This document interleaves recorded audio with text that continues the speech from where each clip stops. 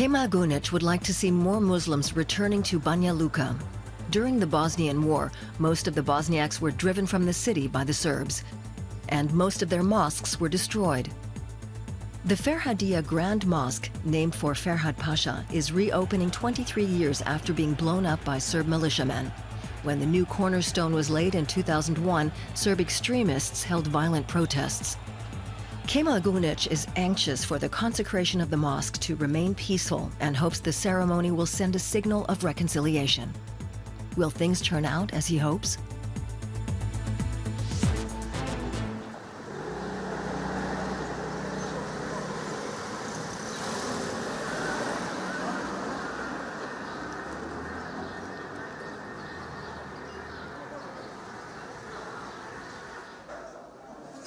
Kemal Gunic is sitting with friends in Slap, their favorite cafe. All they can talk about is the reopening of the mosque. For years, Gunic has been helping to organize its reconstruction and collecting donations. If the ceremony takes place without incident, it will help restore Muslims' faith in the peace process between Serbs and Bosniaks. Very few have returned so far. Life is easier when you've got your own people around you.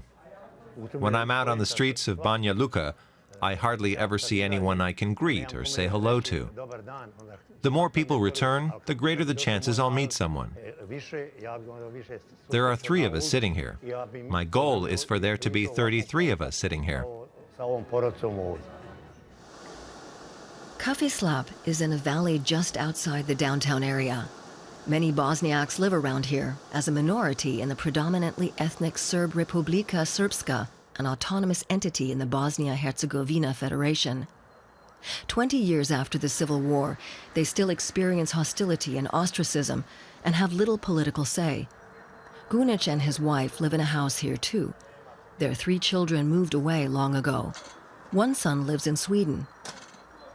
Before he fled the Civil War, Gunic worked as a foreman in a shoe factory. Afterwards, he and other returnees started several companies and achieved a measure of prosperity.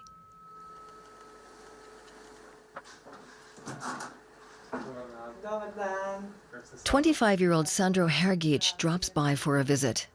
His father is a Bosniak and his mother a Christian Serb, a match that was not out of the ordinary before the Civil War. He's also working to end the hatred and violence, and for him that requires coming to grips with Banja Luka's more recent history. Hergic wants to know exactly what happened at the laying of the new mosque's cornerstone. At the time, I was organizing the ceremony. We hadn't had any problems with the Serb administration till then. They'd actually been very courteous and cooperative. There wasn't the slightest hint that anything might happen.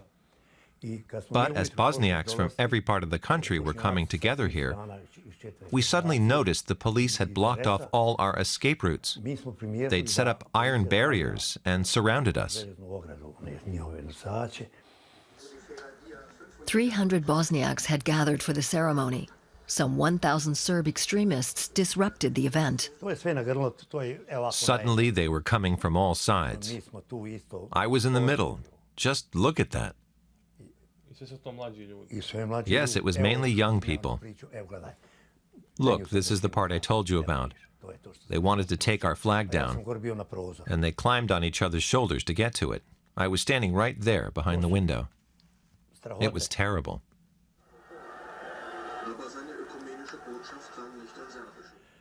From the window, I saw them go after a man. His name was Murat Badic.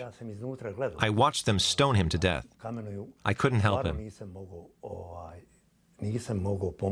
To be honest, I was far too scared to do anything.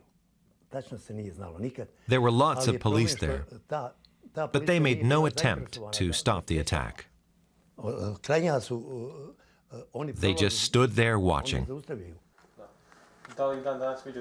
Even so, Gunic has never considered moving away from Banja Luka. But he's tortured by memories of that day and concerned that violent protests could ruin the consecration of the mosque.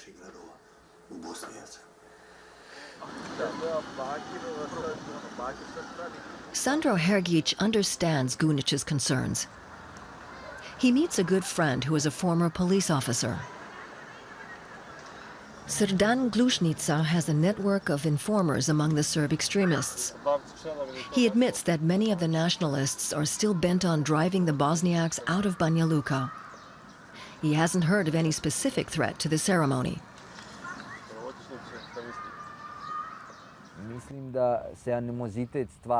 I don't think the Serbs go after the Bosniaks until they start demanding political rights and a voice in parliament. Only then will they give vent to their objections and hatred. As long as the Bosniaks limit themselves to the reconstruction of religious symbols like the mosque and don't demand any political power, everything will be fine. The Serb nationalists aren't really bothered by them at the moment.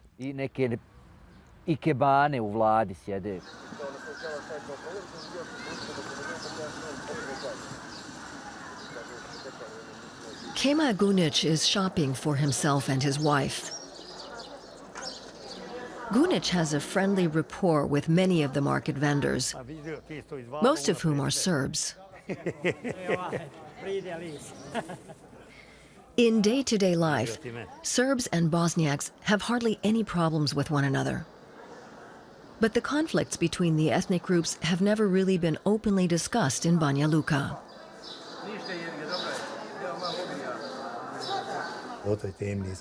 We don't talk about what happened back then. Some of the Serbs feel ashamed, I can tell, but I don't ask questions. There's a great void between us, a silence that separates us.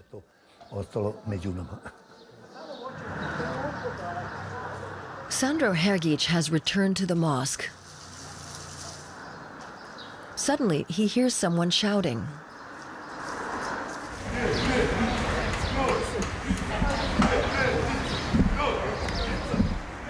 A young man is chanting a Serb propaganda slogan, knife, noose, Srebrenica. Sandro is shocked. I'm not very idealistic about the future of this mutual living and stuff, but I think you have to start with something, even if it's symbolical. The day has come for the ceremonious reopening of the mosque. Some 10,000 people are expected, with a massive police and military presence to protect them. The government isn't taking any chances this time. Gunic has come alone. His wife doesn't feel comfortable around so many people. Keep moving or we'll be standing here 2 hours from now.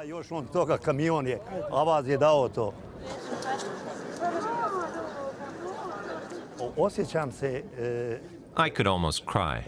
Not because I'm sad, but because I'm so happy that this day has finally come. The Ferhadija Mosque is well known throughout Bosnia. Its official reopening by clerical and political dignitaries is broadcast live on national television.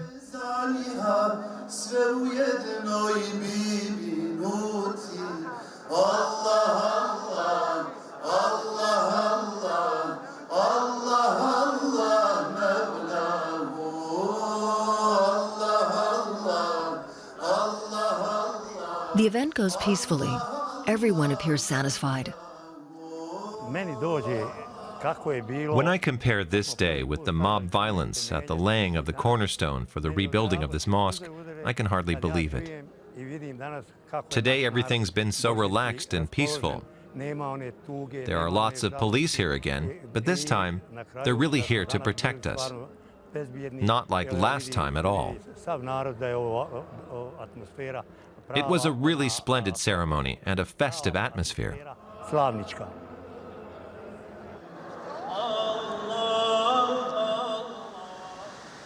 A few days later, Kemal Gunic attends the weekly meeting of the Bosniaks' local cultural society.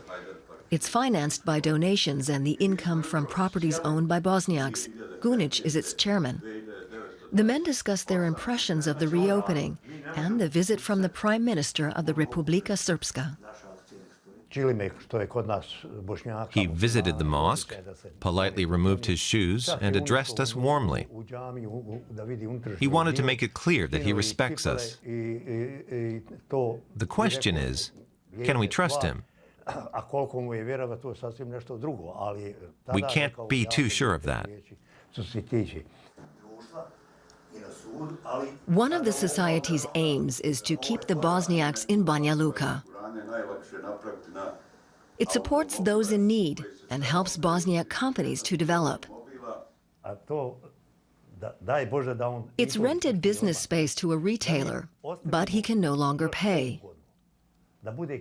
Someone proposes lowering the rent. After a brief discussion, it's put to a motion.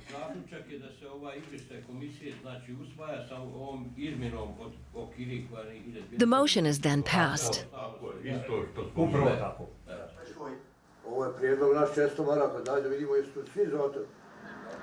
On his way home, Gunic passes by the mosque one more time.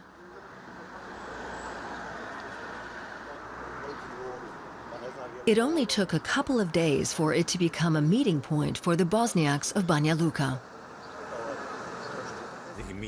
With the peaceful opening of the Ferhadija mosque, we've given a signal, and now more Bosniaks will have the confidence to return. Now they can assume their traditional place in this society and live together with the others in peace. Kemal Gunic intends to do even more to encourage the Bosniaks to return to Banja Luka. With the reopening of the mosque, they have a common home to come back to.